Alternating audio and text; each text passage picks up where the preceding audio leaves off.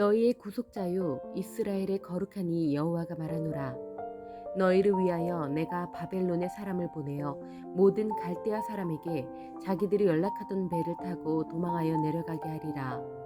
나는 여호와 너희의 거룩한 이요 이스라엘의 창조자요 너희의 왕이니라. 나 여호와가 이같이 말하노라. 바다 가운데의 길을 큰 물 가운데에 지름길을 내고 병거와 말과 군대의 용사를 이끌어내어 그들이 일시에 엎드러져 일어나지 못하고 소멸하기를 꺼져가는 등불 같게 하였느니라. 너희는 이전 일을 기억하지 말며 옛날 일을 생각하지 말라. 보라, 내가 새 일을 행하리니 이제 나타낼 것이라. 너희가 그것을 알지 못하겠느냐? 반드시 내가 광야의 길을 사막의 강을 내리니 장차 들짐승 곧 승냥이와 타조도 나를 존경할 것은 내가 광야의 물을 사막의 강들을 내어 내 백성 내가 택한 자에게 마시게 할 것임이라. 이 백성은 내가 나를 위하여 지었나니 나를 찬송하게 하려 함이니라. 이제 눈이 고1 때 갑자기 나빠졌습니다. 원래는 중3까지만 해도 한 1.2, 1.5를 그렇게 유지를 했고요. 그래서 굉장히 저는 눈에 대해서는 자신이 있었습니다. 그런데 갑자기 고1 때 되더니 시력이 확 줄어들기 시작을 했죠. 그리고 그때부터는 안경을 안 쓰면 조금 많이 불편했고 그 당시에 한 0.4, 0.3 그리고 조금 더 내려갔던 것 같습니다. 근데 이렇게 그 정도만 내려가도 상당히 좀 많이 불편합니다. 지금도 사실은 뭐 다른 것들이 좀 뚜렷하게 보이는 것 같지는 않습니다. 뭐 대충은 저희가 알아볼 수 있지만 그런데 만약 이제 마이너스로 내려가고 그리고 더 시력이 저하돼서 정말 안 보이는 분들도 참 있지 않겠습니까? 얼마나 참 마음이 힘들까요? 정말 보고 싶어도 보지 못하고 구분하고 싶어도 구분이 안 되고 참 이런 분들도 실제로 계실 겁니다.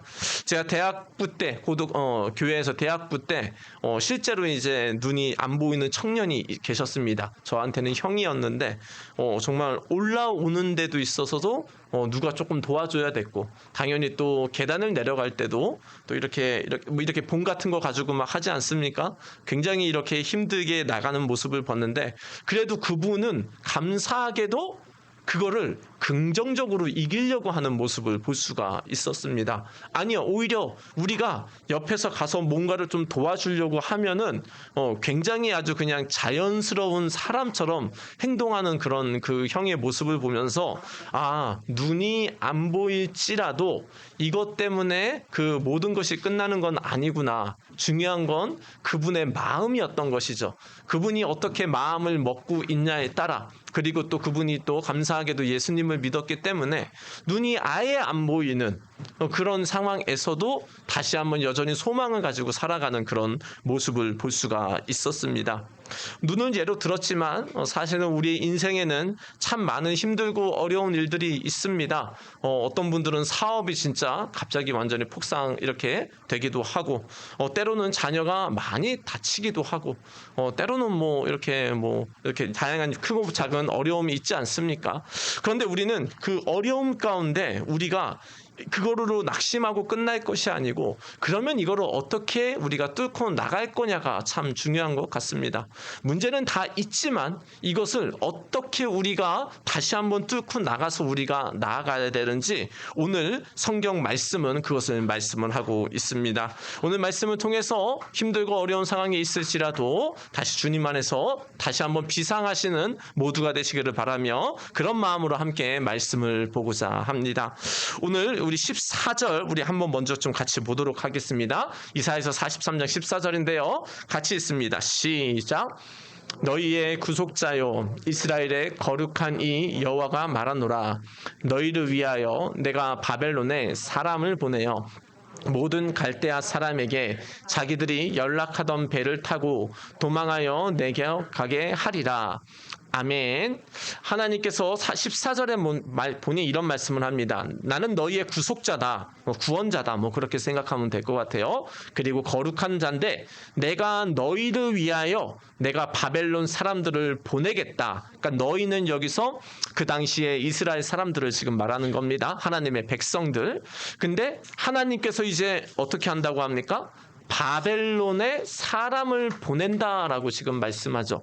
이게 무슨 말이냐? 이스라엘 백성들이 하나님을 잘 믿었으면은 하나님께서 다윗처럼 솔로몬 때처럼 높이고 높여서 주님의 영광을 위해서 아주 명예롭고 멋있게 살게 하셨을 텐데, 이스라엘 백성들이 하나님이 축복해 주니까 어떻게 됐죠? 조금 교만해졌죠. 하나님도 안 찾게 되고, 그러면서 사실은 겉으로는 하나님을 예배하지만 마음에는 하나님이 없는 그런 생활들을 하기 시작했습니다. 그리고 결국은 어떻게 되죠? 약 주전 539년 정도쯤에, 586년쯤에 이제 바벨론의 포로로 이제 가게 됩니다. 유능한 사람들은 바벨론이 예루살렘을 정복하고 다 데리고 어디로 갑니까? 바벨론으로 지금 다 끌고 간 거죠. 그런데 그곳에서 이스라엘까지 오기에는 굉장히 먼 거리입니다. 걸어서 오면 4개월이 걸릴 수도 있고 굉장히 긴 거리이기 때문에 우선은 그들 바벨론의 포로가 돼 있기 때문에 오지도 못하고 거리가 멀어서도 오지 못하는 그런 안타까운 상황이었습니다. 그런데 지금 하나님께서 뭐라고 말씀합니까? 내가 바벨론에 사람을 보내겠다. 사람을 보내는데 어떻게 합니까? 보내서 모든 갈대아 사람에게, 그러니까 바벨론 사람을 갈대아 사람이라고 얘기해요. 자기들이 연락하던 배를 타고 도망하여 내겨 가게 하리라. 이 말씀은 뭔가요? 지금 이스라엘 백성들이 바벨론의 포로로 갔습니다. 힘들게 어렵게 좀 살고 굉장히 마음이 힘들겠죠. 아마 유능한 자들이니까 아마 바벨론에서 좀 그렇게 잘 보장은 받으며 살았겠지만, 그런데 하나님께서 사람을 보내서 이제 어떻게 합니까? 바벨론에 있던 사람들을 지금 구출해낸다라는 겁니다. 포로로 갔던 사람들일지라도 하나님께서 다시 그것을 해방시켜 주시리라라고 지금 말씀을 하고 있는 거죠. 그런데 중요한 건 이거는 나중 일이죠. 나중에 그렇게 한다라는 건데, 그 포로로 가 있는 사람들의 마음은 어떨까요?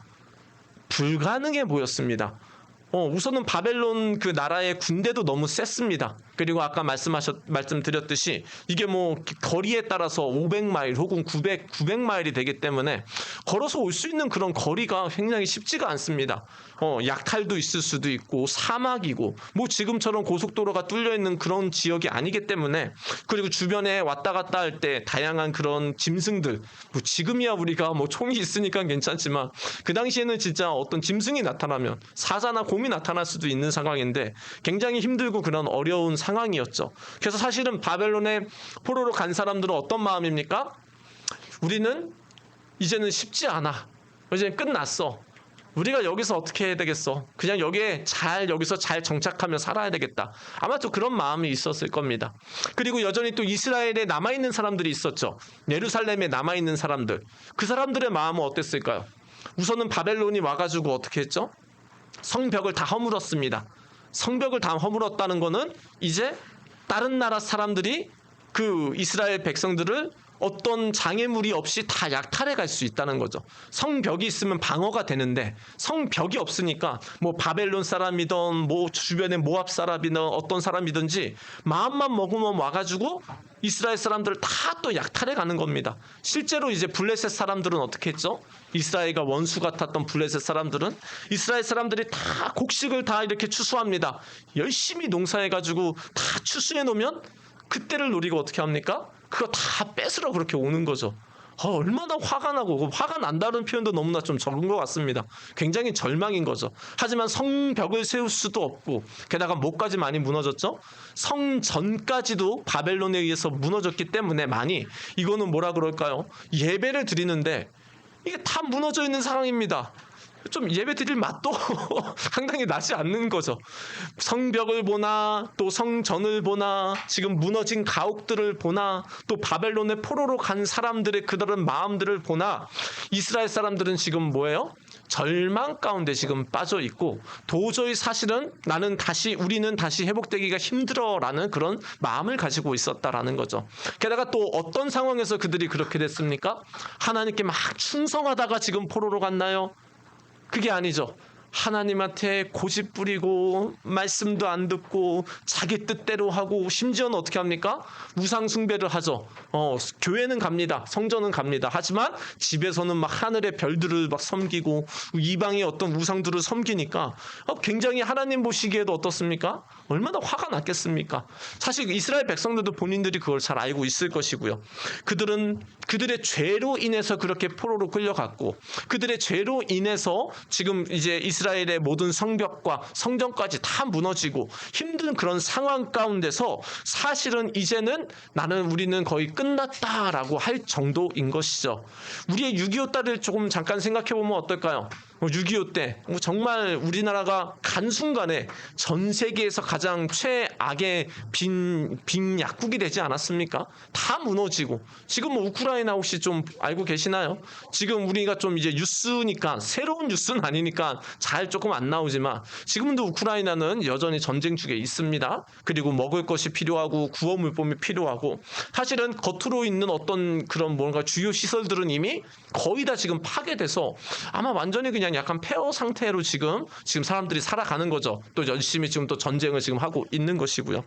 그들의 마음이 아마 이스라엘의 아마 그런 민족들의 그런 상황과 비슷하지 않았을까 싶습니다. 그들은 지금 절망 가운데 빠져 있고 더 이상 어떻게 할 수 없다라고 생각을 했습니다. 그런데 하나님께서는 이사야 선지자를 통해서 뭐라고 말씀합니까? 우리 14절 다시 한번 말씀합니다. 같이 한번 읽겠습니다. 시작. 너희의 구속자요 이스라엘의 거룩하니 여호와가 말하노라. 너희를 위하여 내가 바벨론의 사람을 보내어 모든 갈대아 사람에게 자기들이 연락하던 배를 타고 도망하여 내려가게 하리라. 아멘. 그런 절망의 상황 가운데서 하나님은 이사야 선지자를 통해서 뭘 말씀합니까? 쉽게 얘기하면 내가 너 구원해 낼 거야 지금 얘기를 합니다. 내가 바벨론에서 너 구원해 낼 거야. 너 지금 완전히 망가진 데서 내가 구원해 낼 거야. 너 지금 완전히 포기한 상황에서 내가 너를 구원해 낼 거야. 너 지금 안 된다고 하는데 내가 너 지금 이제 그렇게 회복시킬 거야 라고 지금 하나님이 지금 말씀을 하고 있다라는 것이죠. 그러면서 이렇게 말씀을 합니다. 우리 16절 제가 한번 읽어보겠습니다. 나 여호와가 이같이 말하노라. 바다 가운데 길을 큰 물 가운데 길을 내고. 아멘. 이제 바다 가운데 길을 낸다. 큰 물 가운데 길을 낸다. 이거는 사실 이스라엘 나라의 백성들은 뭘 좀 많이 생각했을까요? 과거에 이집트에서 붙잡혔었던 노예 생활하던 때 어떻게 합니까? 모세를 통해서 하나님께서 이집트 땅에서 나오게 하죠. 그러면서 뭘 건너게 합니까? 홍해 바다 가운데 길을 건너게 하셨던 것을 지금 말씀을 하고 있는 겁니다. 나 여호와 하나님은 예전에도 바다를 갈라서 너희를 구원한 분이야 라고 지금 얘기를 하고 있는 겁니다. 그리고 17절은 이렇게 말씀합니다. 17절 우리 같이 한번 읽습니다. 시작. 병거와 말과 군대의 용사를 이끌어내어 그들이 일시에 엎드러져 일어나지 못하고 소멸하기를 꺼져가는 등불 같게 하였느니라. 아멘. 이집트 군대들이 쫓아올 때 하나님께서는 그 홍해 바다에 누구를 그렇게 수장시킵니까? 바로 과거에 이집트 나라의 그 병거와 말과 군대들을 어떻게 합니까? 일시의 물로 이렇게 수장시켜가지고 이기게 했던 그런 말씀들을 지금 하고 있는 것이죠. 사실 이집트에 노예 생활하던 이스라엘 백성들도 소망이 있었을까요? 없었을까요? 없었습니다. 포로였기 때문에 이제 이집트 나라에 이미 이제 수많은 그런 병력에 의해서 전혀 이렇게 손쓰지 못하는 그런 상황이었기 때문에 절망이었지만 하나님께서 바다 가운데 길도 여셨고 그리고 이제 이집트 군대들이 쫓아올 때도 수장시킨 걸 지금 기억하고 있게 한다라는 것이죠. 우리가 절망 가운데 있을 때 우리가 필요한 게 뭘까요? 바로 과거에 하나님께서 나에게 하셨던 일들을 우리가 다시 한번 생각하는 겁니다. 지금 나에게 힘들고 어려운 절망의 상황. 나 힘들다. 나 이제 못하겠다. 나는 정말 이제는 끝장이네. 혹은 이제는 포기해야 되겠다. 이제는 이제 내려놔야지. 그런 상황에서 우리가 다시 일어설 수 있는 힘은 뭐냐? 과거에 하나님께서 내게 은혜를 주셨던 걸 다시 한번 생각하는 겁니다. 과거에 내가 정말 공부할 때 힘들었을 때 도와주셨던 거, 내가 과거에 어떤 인간관계에서 힘들 때 하나님이 도와주셨던 거, 내가 아프고 힘들 때 하나님이 나를 치료해 주셨던 거, 다양한 것들을 하나님께 우리가 다시 한번 떠올리면은 우리는 어떻게 할 수 있습니까? 과거에 하나님께서 내게 은혜를 주셨다면 지금도 하실 수 있다 없다? 있다라는 거죠. 나는 지금 이 상황이 끝이에요. 나는 더 이상 절망이에요. 나는 다 포기할 수밖에 없는 상황인데 우리의 과거의 나를 도와주셨던 그 하나님을 기억하면은 바로 다시 한번 우리가 일어날 수 있는 한 단계의 준비가 될 수 있다라는 겁니다. 우리 성도님들도 혹시 지금 힘들고 어려운 상황에 있다면 과거에 하나님이 우리를 도와주셨던 그것을 생각해 보시기 바랍니다. 아니 혹은 나 지금 과거에 하나님이 나 도와주신 적이 없는데요. 그렇다면 이런 우리나라를 조금 살펴보셔도 좋을 것 같습니다. 아까도 잠깐 말씀드렸지만 6.25로 인해서 우리나라가 다 완전히 파괴되고 절망 가운데 빠졌지만 우리나라가 끝이 났을까요? 그렇지 않죠. 기도하는 사람들, 다시 한번 우리나라의 수많은 사람들이 으쌰으쌰해서 그 6.25를 이겨내고 황폐함을 이겨내고 이제는 전 세계에서도 알아주는 그런 대한민국이 되지 않았습니까? 하나님께서는 일반적인 이런 우리 세상의 역사에서도 절망이었지만 어떻게 하십니까? 주님께서 부르짖을 때 주님께서 다시 한번 일으키는 역사를 감사하게도 우리 대한민국에는 허락하셨다라는 것입니다. 그렇다면 우리 상황 가운데 있는 지금 절망의 상황일지라도 하나님은 이 상황에서도 하실 수 있다 없다? 하실 수 있다라는 겁니다. 어떤 상황에서도 우리 성도님들 내가 끝이다가 아니고 하나님이 내게 과거에 하셨던 것을 생각하시면서 그리고 또 우리나라에 역사하셨던 그 하나님을 바라보면서 그러네 그런 절망에서도 하나님이 다시 이렇게 만들어 주셨네 라는 걸 생각하면서 이 지금 절망 상황 가운데 머무는 게 아니라 한 단계 다시 한번 주님이 하실 일을 기대하시기를 예수님의 이름으로 축원드립니다. 하지만 여전히 우리가 생각할 때 있습니다. 여전히 우리는 그래도 하나님은 이것도 하실 수 있을까라는 생각이 들 수 있습니다. 오케이. 과거에는 하나님이 그렇게 도와주셨어요. 과거에는 그렇게 나를 이렇게 인도해 주셨는데 그래도 어떻게 이것까지 됐을까? 예를 들어서 정말 암에 걸린 분이 있다고 생각해 봅시다. 없으면 좋겠지만 그런 분이라면 지금 마음이 어떨까요? 갑자기 굉장히 힘들지 않겠습니까? 이게 물론 고쳐질 수도 있지만 또 안 고칠 수도 있고 다양한 생각 가운데 얼마나 마음이 힘들겠습니까? 여러 가지 우리의 삶 가운데서도 이게 될까라는 여전히 힘들고 어려운 마음이 있을 수 있는데 하나님께서는 그렇기 때문에 이렇게 말씀합니다. 우리 18절 같이 있습니다. 시작. 너희는 이전 일을 기억하지 말며 옛날 일을 생각하지 말라. 아멘. 방금 전에 목사님 이전 일을 기억하라며요. 맞아요. 지금 그런데 18절에 너희가 이전 일을 기억하지 말라. 옛날 일을 생각하지 말라라는 것은 바로 그런 의미입니다. 그게 과거에 있었던 사건이 아니라 그걸로 끝난 것이 아니다라는 겁니다. 그럼 과거에 있었던 일이야 그냥 끝났어. 그게 아니라 바로 19절에서는 이렇게 말씀합니다. 한 번 더 같이 있습니다. 시작. 보라 내가 새 일을 행하리니 이제 나타낼 것이라. 너희가 그것을 알지 못하겠느냐. 반드시 내가 광야의 길을 사막의 강을 내리니. 아멘. 보라라고 하나님께서 얘기하면서 야 너희들 집중해 그러면서 내가 이제 무슨 일을 행한다? 새 일을 행한다라는 것입니다. 과거에 어떻게 하나님이 역사도 하셨고 그런 다양한 세상에 많이 일들이 있었지만 그거하고는 이제 또 비교도 안 되는 일이 어떻게 된다? 하나님은 하실 수 있다라고 지금 말씀을 하는 겁니다. 과거에 그래 하나님은 그 정도까지 하셨어. 요 정도까지는 하셨어. 그런데 이거는 좀 쉽지 않을 것 같아. 아니요. 하나님은 뭐라고 말씀합니까? 한 번 더 앞에만 같이 있습니다. 시작.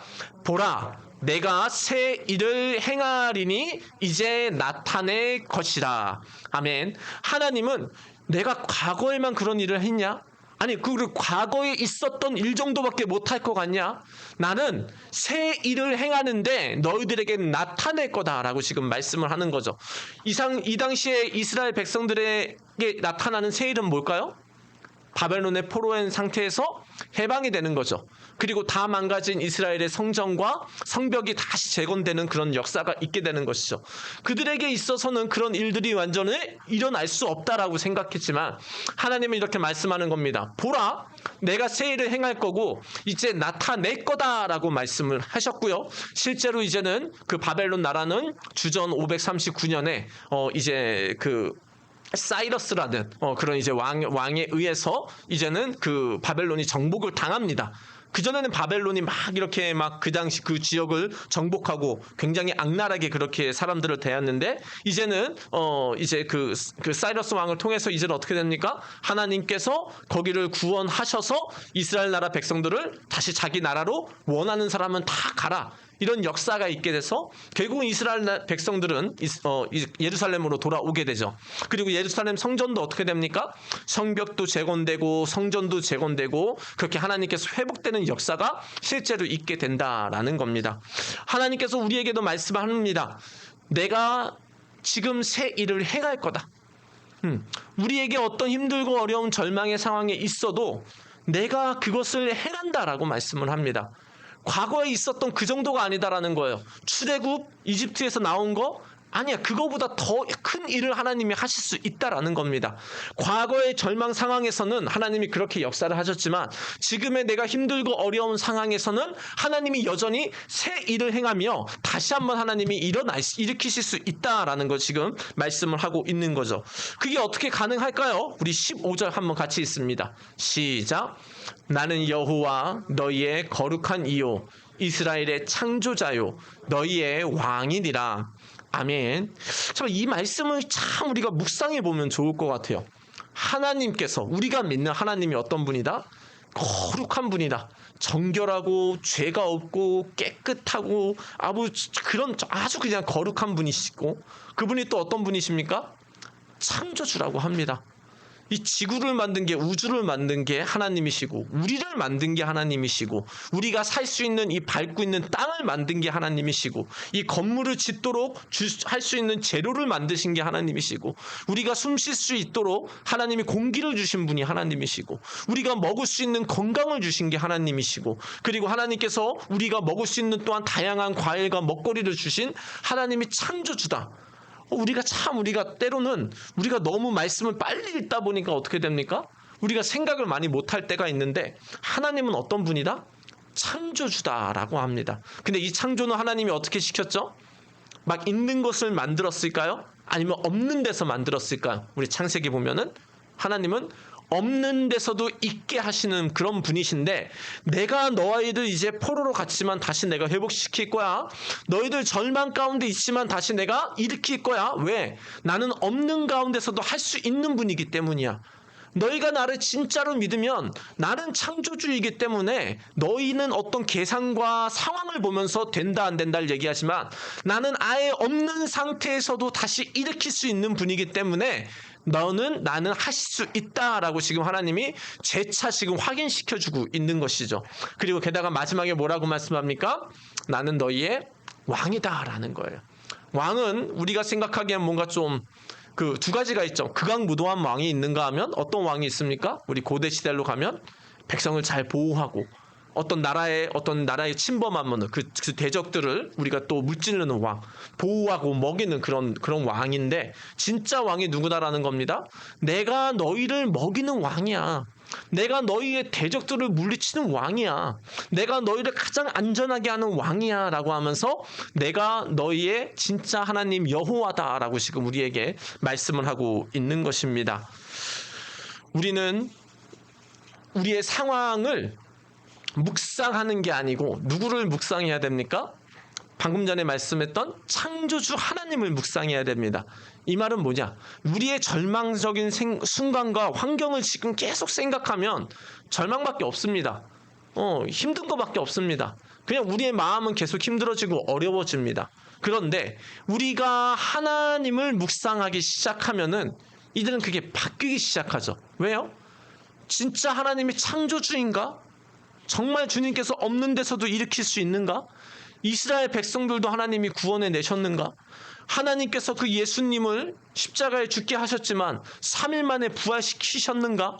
그 하나님을 내가 정말 믿고 있고 그 하나님을 우리가 묵상하며 나아가면은 우리 마음 가운데는 뭔가 모르는 다시 한번 새 소망과 힘이 생기게 됩니다. 아니, 혹은 이렇게도 볼 수 있습니다. 하나님, 이 상황을 내가 묵상하는 게 아니고, 하나님, 이 상황에서 하나님이 내게 원하시는 게 뭐예요? 하나님, 내가 이것을 어떻게 뚫고 나가기를 원해요? 하나님, 이거를 내가 지금 어떤 방식으로 해결하길 원해요? 우리가 하나님하고 씨름하다 보면은 그 가운데 하나님은 뭐라고 말씀합니까? 우리에게 그 마음 가운데 이것을 어떻게 이 문제를 해결해 나가야 될지 하나님께서 다시 한번 그 실마리를 하나님께서 풀어줄 때가 많다라는 것입니다. 근데 어떤 상황에서도요, 내가 충성했을 때뿐만 아니라 어떤 상황에서도요, 22절 우리 같이 한번 읽습니다. 우리 시작. 그러나 야곱아 너는 나를 부르지 아니하였고 이스라엘아 너는 나를 괴롭게 여겼으며. 아멘. 하나님께서는 우리가 충성할 때만 하나님이 도와주는 게 아니고 뭐다? 하나님을 부르지 않는 상황, 오히려 하나님을 괴롭혔던 그 상황에서도 하나님은 뭐라고 말씀합니까? 내가 너희를 지금 새 일을 행한다라고 말씀하는 겁니다. 충성할 때 하나님이 그렇게 하면은 뭔가 당연한 것 같죠. 그런데 하나님께서는 뭐라고 말씀합니까? 너희가 지금 나를 찾지 않았고 너희가 죄를 지었고 너희가 더 이상 소망이 없지만 그래도 나는 누구다? 너희의 하나님이다라는 겁니다. 오늘 말씀의 초점이 이겁니다. 내 상황, 내가 죄 지은 거, 내가 힘들고 어려운 거 보면은 나는 구원받을 그런 상황이 아니에요. 절망의 상황이고 나는 일으켜 줄 상황이 아닌데 중요한 건 뭐다? 하나님께서 이렇게 말씀하는 겁니다. 21절 같이 있습니다. 시작. 이 백성은 내가 나를 위하여 지었나니 나를 찬송하게 하려 함이니라. 아멘. 이 말씀을 말하면 그겁니다. 넌 내 거야 라는 거예요. 이수기 다양한 우리 성도님들 이름을 딱 부르면서 이렇게 말하는 겁니다. 너 나 안 찾았지? 그래서 지금 이렇게 힘들고 어렵지? 그래도 넌 내 거야. 내가 너를 구원해서 나를 찬송하게 할 거야. 왜? 넌 내 거니까 그러는 거야. 뭐 자녀들도 있지 않습니까? 말 잘 들으면은 꼭 자녀인가요? 말 안 들어도 자녀죠. 물론 좀 몇 대 맴매를 맞겠죠. 말 안 들으면. 그래도 여전히 뭐죠? 자녀는 자녀입니다. 하나님도 마찬가지입니다. 너 지금 말 안 들어서 그 상황 가운데 갔고 혹은 다양한 힘든 가운데 지금 그 상황에 됐지만 여전히 내가 너를 구원할 건데 이유는 뭐냐? 너는 내 거다라는 거예요. 한번 따라해 보시기 바랍니다. 나는 하나님 거다. 우리가 하나님을 어떻게 생각하든 그거는 두 번째예요. 하나님이 뭐라고 생각하세요? 넌 내 거야. 넌 내 거야. 네가 아무리 힘들고 절망에 있어도 너하고 상관없이 내가 구원해낼 거야. 왜요? 내가 내 주인이 아니고 누가 주인이다? 하나님이 주인이기 때문에 내가 너 구원해낼 거다라는 거예요. 그래서 우리에게 여전히 소망이 있는 이유는 뭐예요? 이 주인 되시는 하나님이 우리를 포기하지 않는다라는 거예요. 물론 이거는 죄를 지으면 우리는 대가를 치러요. 이스라엘 백성들은 죄를 지어서 바벨론의 포로로 갔어요. 나라가 망가졌어요. 이런 대가를 치렀지만 여전히 하나님 거예요? 하나님 거 아니에요? 하나님 거예요. 하나님 백성이에요. 그러니까 하나님은 뭐예요? 징계를 주신다 하면 어떻게 한다? 다시 한번 내가 너를 구원해낼 거다라고 하면서 그래서 내가 너희로 하여금 나를 찬송하게 만들 거다. 이유는 뭐다? 너는 내 거고 내가 너를 만든 이유가 나를 찬양하게 하기 위해서 만들었기 때문이다 라고 하나님이 오늘 말씀하는 겁니다. 우리 모든 성도님들이 꼭 기억하시기 바랍니다. 우리의 기준, 우리의 노력, 우리의 어떤 그 죄를 짓고 안 짓고 의롭고 선한 걸로 인해서 하나님이 구원하는 게 아니라 하나님은 왜 우리를 구원한다? 우리가 누구 거다? 하나님 거기 때문에 하나님은 다시 한번 우리를 구원해낸다라는 겁니다. 우리의 절망 가운데서도 나는 안 된다라고 할 수 있지만 여전히 우리가 소망이 있는 이유는 하나님이 너는 내 거야. 너는 내 건데 내가 구원해야 될 거야 라고 분명히 말씀하시기 때문에 우리가 나를 구원하신다는 하나님이 우리의 주인이라고 말씀하는 그 하나님을 바라보면은 우리는 다시 한번 일어날 수 있다라는 겁니다. 우리 성도님들 오늘부터 어떤 힘들고 어려운 상황이 있을지라도 꼭 기억하시기 바랍니다. 나는 누구 거다? 하나님 거다. 그렇다면 누가 구원한다? 하나님이 이 상황에서도 구원해낸다라는 거예요. 혹은 앞으로 어떤 힘들고 어려운 일이 또 한 주간이 있을지라도 여전히 우리의 잘하고 못하고 떠나서 하나님은 그거를 어떻게 하신다? 구원해내실 수 있다. 왜? 우리는 하나님의 것이기 때문에 하나님께서 우리를 이끌어내신다라는 겁니다. 오늘부터 우리 성도님들 꼭 이렇게 생각하시기 바랍니다. 어떤 상황에서도 하나님은 하실 수 있다라고 분명히 기억하시길 바랍니다. 우리 옆에 있는 분하고 인사하겠습니다. 하나님은 하실 수 있습니다. 하나님은 하실 수 있습니다. 하나님이 우리를 자기 거라고 얘기하기 때문에, 우리가 하나님인 거기 때문에 하나님은 다시 구원해낼 수 있다라고 말씀을 하는 겁니다.